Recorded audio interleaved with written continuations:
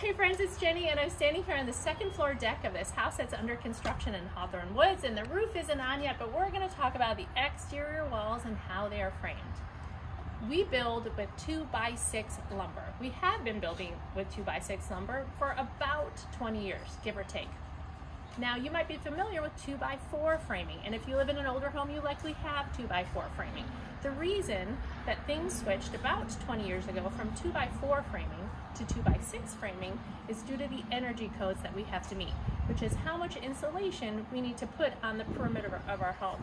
That 2x6 framing allowed for more insulation. The code is R21. 2x4 framing allowed for a smaller pocket, and the energy codes were different 20 years ago. So now, if you live in an older home with 2x4 framing and you'd like a more efficient home with better insulation, you might have to go to a foam product that takes up less room than a batt product because you have less area in that 2x4 framing to fit insulation.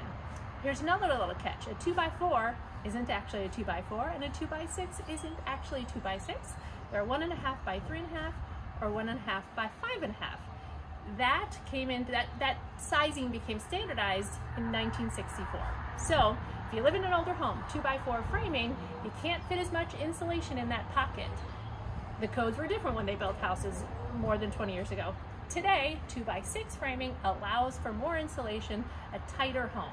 All code driven, and that's why we made the switch about 20 years ago to 2x6 framing. So keep that all in mind. If you're going to the lumber yard and you want to buy some 2x4s, they're not really 2x4s. Just keep that in mind. See you next time.